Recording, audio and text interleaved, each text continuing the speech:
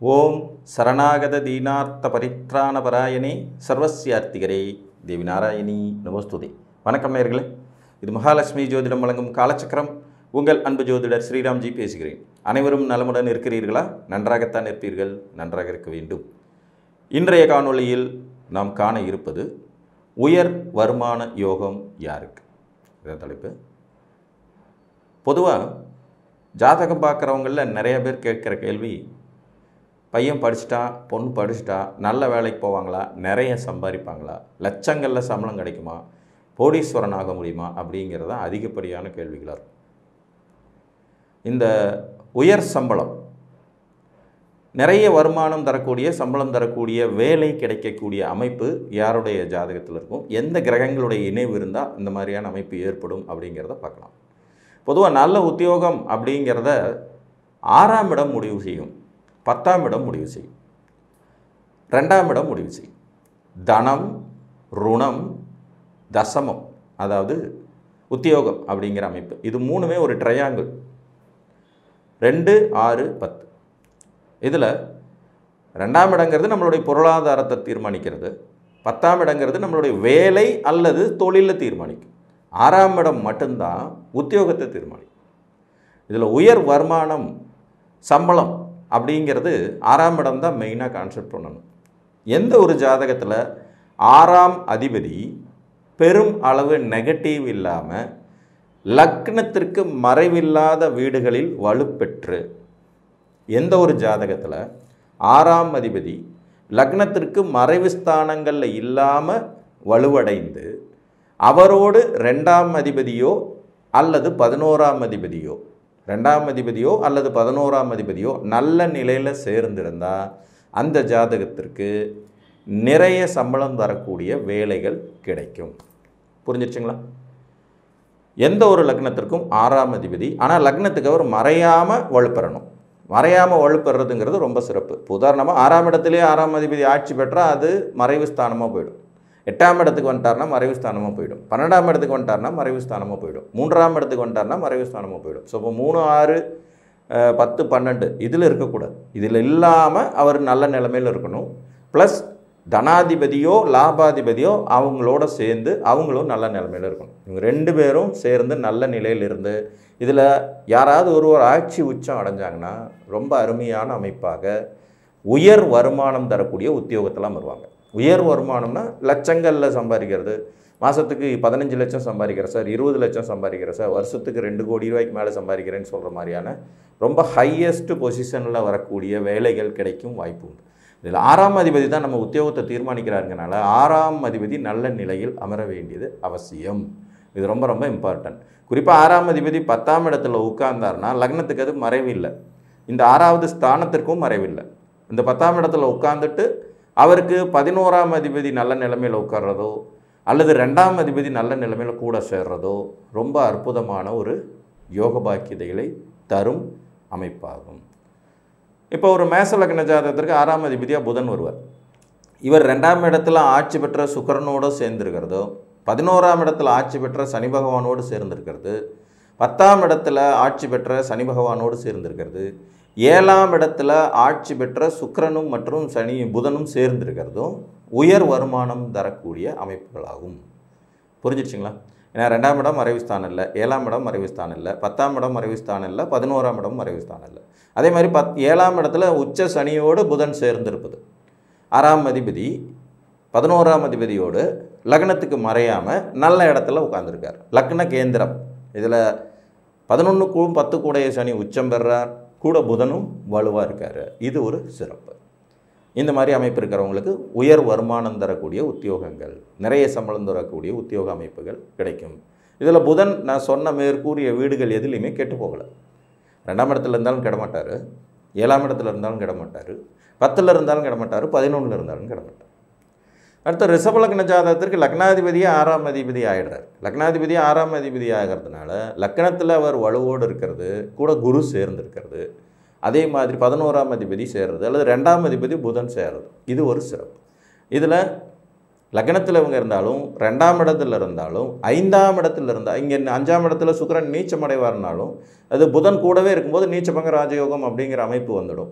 அதே மாதிரி இவர்கள் இருவரும் 11ஆம் இடத்துல இருந்தால் அங்கே புதன் நீச்சபங்க ராஜயோகம் அடைஞ்சிருவார். 11ஆம் அதிபதி குரு பகவான் வலுத்த நிலையில் சுக்கிரனோடு தொடர்பு கொள்வதும் இவங்களுக்கும் நல்ல உத்தியோகமும் வருமானமும் முன்னேற்றம் தரக்கூடிய உயர் உத்தியோக வருமானத்தை கொடுக்கும்.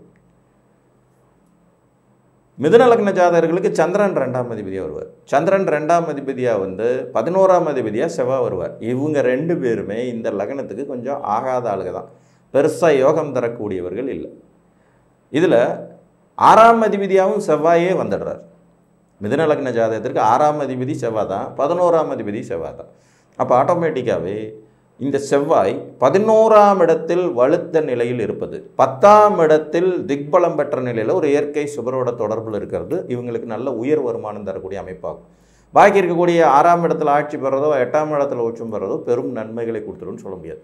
ஒருவேளை 6, 8ல் இவர் வலுத்தால், செவ்வாய் வலுத்தால், ஒரு நீங்கள் மிதுன லக்னமாக இருந்து செவ்வாய் 6ஆம் இடத்துலேயே ஆட்சி பெற்றோ 8ஆம் இடத்துலையோ வலுவாக இருந்தால் ஆட்டோமேட்டிக்காக ஆட்சி பெற்ற சந்திரனுடைய தொடர்போ அல்லது உச்சம் பெற்ற சந்திரனுடைய தொடர்போ ஏற்படும். அப்போ தான் உயர் வருமானம் கிடைக்கும், யோகிதைகள் உண்டாகும். கடகலக்ன ஜாதகத்தை பொறுத்த வரைக்கும் 6ஆம் அதிபதியாக குரு வரார். இவர் லக்னத்தில் வரும்போது உச்ச பலமும் 9ஆம் இடத்துல ஆட்சி பலமும் பெறுவார். இவருக்கு 11ஆம் அதிபதி சுக்கிரனோட தொடர்பு அப்படிங்கிறதும் 2ஆம் அதிபதி சூரியனுடைய தொடர்பு அப்படிங்கிறதும் ரொம்ப சிறப்பு.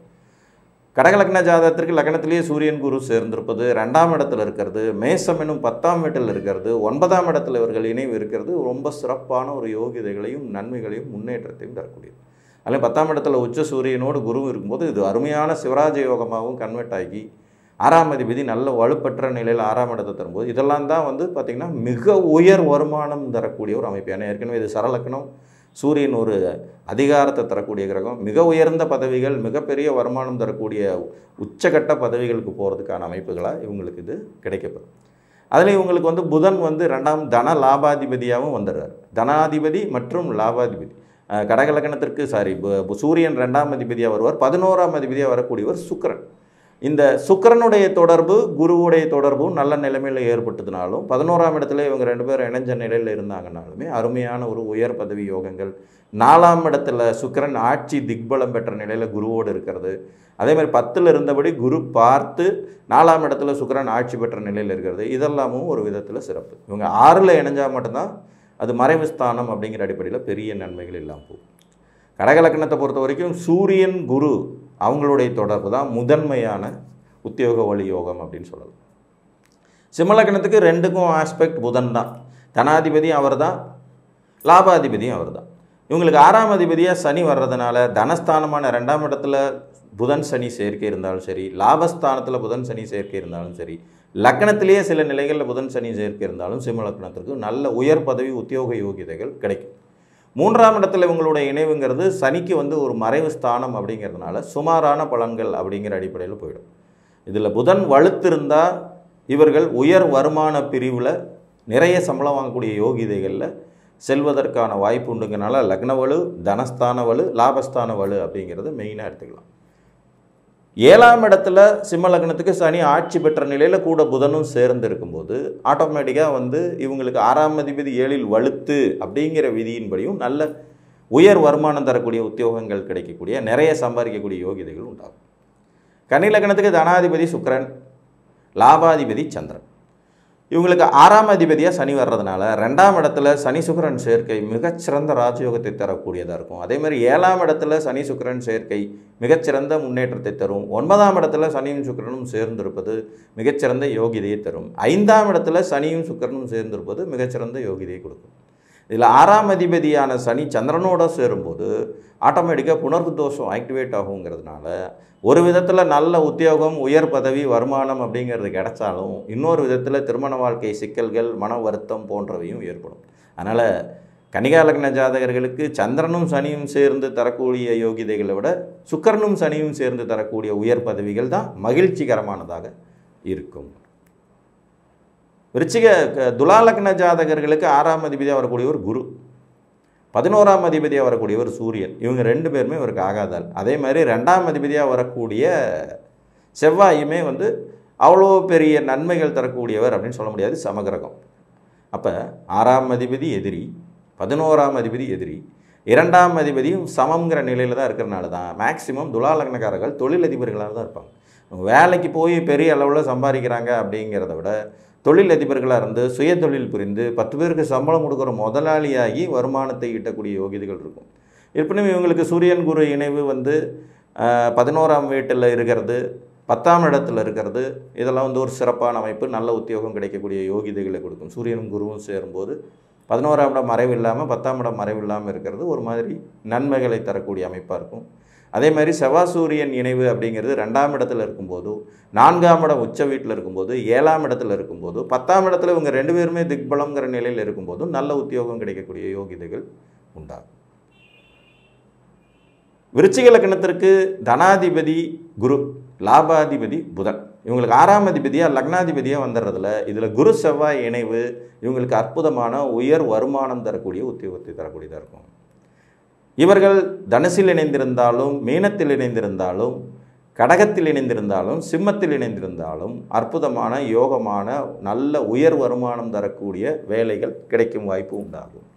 லாபாதிபதி புதனுக்கும் செவ்வாய்க்கும் அவ்வளோவா பெருசாக ஒரு இணக்கம் இருக்காதுன்னாலும் கூட லாபஸ்தானமான கன்னியில் புதன் செவ்வாய் இணைவு இருக்கிறதுங்கிறது ஓரளவுக்கு உயர்ந்த வருமானத்தையும், அதே மாதிரி சிம்மத்தில் இவர்களுடைய இணைவுங்கிறது செவ்வாய்க்கு திக்பலத்தை கொடுத்து புதனுக்கும் அதே நட்புங்கிறதுனால அதுவும் ஓரளவுக்கு உயர் வருமானம் தரக்கூடிய அமைப்பாகவும் வரும். விருச்சிகத்தில் இவர்களுடைய இணைவுங்கிறது லக்னத்தில் புதன் லாபாதிபதி திக்பலம் மற்றும் லக்னாதிபதி ஆட்சிங்கிற நிலையில் ஓகே அப்படிங்கிறது மாதிரியான அமைப்புகளை கொடுக்கும். தனுர் லக்ன ஜாதகர்களை பொறுத்த வரைக்கும் தனாதிபதியாக வரக்கூடியவர் சனி, 6ஆம் அதிபதியாக வரக்கூடியவர் சுக்கிரன், 11ஆம் அதிபதியாக வரக்கூடியவரும் சுக்கிரனே தான். அப்போ இந்த லக்னத்தை பொறுத்த வரைக்கும் சனி சுக்கிரன் இணைவு லக்ன மறைவு இல்லாத ஸ்தானங்களில் கிடைக்கும்போது நல்ல முன்னேற்றம் இருக்கும். இதில் 2ஆம் இடத்துல இவர்கள் இணையலாம், 4ஆம் இடத்துல உச்ச சுக்கிரனோடு சனி இணையலாம், 11ஆம் இடத்துல உச்ச சனியோடு சுக்கிரன் ஆட்சி பெற்ற வலுவோடு இணையலாம். இந்த 3 நிலைகளில் இருக்கும்போது தனுர் லக்ன ஜாதகர்களுக்கு நல்ல உயர் பதவி முன்னேற்ற யோகிதைகள் கொண்ட பெரும் வருமானம் தரக்கூடிய வேலைகள் கிடைக்கும். 3ஆம் இடம் சிறு மறைவு ஸ்தானம், அங்கே சுக்கிரன் சனி இணையிறதும் கூட சில நிலைகளில் வெளிநாடு வெளி மாநிலங்களுக்கு போய் நல்ல உத்தியோகத்தை வாங்கி தரக்கூடிய அமைப்புகளை ஏற்படுத்தும். மகர லக்னத்துக்கு செவ்வாய் லாபாதிபதியாகவும் சனியை லக்னாதிபதியை தனாதிபதியாகவும் வந்துடுவார். இவங்களுக்கு 6ஆம் அதிபதியாக புதன் வருவார். இதில் சனி புதன் இணைவு அப்படிங்கிறது ஓகே. சனி செவ்வாய் இணைவு, செவ்வாய் புதன் இணைவுங்கிறது ஒரு மாதிரி மீடியமான பலன்களை தான் தரக்கூடியது. ஸோ அந்த வகையில் மகர லக்னத்துக்கு லக்னத்திலே புதனும் சனியும், 2ஆம் இடத்துல புதனும் சனியும் இருக்கிறது. 6ஆம் இடம் அவாய்ட் பண்ணுறது நல்லது. ஏன்னா 2ஆம் இடம் லக்னம் இது ரெண்டும் சிறப்பாக இருக்கும். 9ஆம் இடத்துல புதன் உச்சம் பெற்ற நிலையில் சனி இருப்பது, 10ஆம் இடத்துல சனி உச்சம் பெற்ற நிலையில் புதன் இருப்பது சிறப்பான யோக பாக்கியதைகளை கொடுக்கும். புதனும் செவ்வாயும் இணைவு அப்படிங்கிற அடிப்படையில் வந்து பார்க்கும்போது 4ஆம் இடத்துல புதனும் செவ்வாயும் இணைஞ்சிருக்கும் போது பரவாயில்லைங்கிற நிலையும், 9ஆம் இடத்துல புதன் செவ்வாய் இணைந்திருப்பது பரவாயில்லைங்கிற நிலையிலையும், மற்றும் 11ஆம் இடத்துல புதன் செவ்வாய், 10ஆம் இடத்துல புதன் செவ்வாய் இணைந்திருக்கிறதும் பரவாயில்லைங்கிற நிலைமையும் கொடுக்கும். இது 2ஆம் கட்ட அமைப்புகள். 6ஆம் அதிபதி கெடக்கூடாது, மறையவும் கூடாது. இது ரொம்ப முக்கியம். ஏன்னா உத்தியோகங்கிற வலிமையும் அதில் உயர் வருமானங்கிற பிரிவையும் தரக்கூடிய ஒரு 6ஆம் அதிபதி தான். அதற்கு துணை போகும் அமைப்பு கொண்டவர்கள் தான் லாபாதிபதியும் தனாதிபதி. அப்போ 6ஆம் அதிபதி 6லேயே ஆட்சி ஆகிடுறது, 8ஆம் இடத்துல பவர் ஆகிறதுங்கிறதெல்லாம் சிறப்பாக எடுத்துக்க முடியாது. கும்பலக்கணத்தை பொறுத்த வரைக்கும் தனாதிபதி லாபாதிபதி ஒரே ஆள் தான் குரு. இவருக்கு 6ஆம் அதிபதியாக சந்திரன்கிறதுனால கும்பலக்கணத்திற்கு மிகச்சிறந்த யோகத்தை தரக்கூடிய அமைப்பில் 11ஆம் இடத்தில் குருச்சந்திர இணைவு மிக அற்புதமான ஒரு உயர் பதவியை தரக்கூடிய அமைப்பாக இருக்கும். அதே மாதிரி பௌர்ணமி சந்திரனாக சந்திரன் இருந்து அவர் 8, 12ஆம் இடம் 6ஆம் இடத்துல மறையாமல் வேறு எங்கிருந்து அவரோட குரு தொடர்பு கொண்டாருனாலும் இவங்க நல்ல உத்தியோக வலிமை பெறக்கூடிய அமைப்பாக இருக்கும்.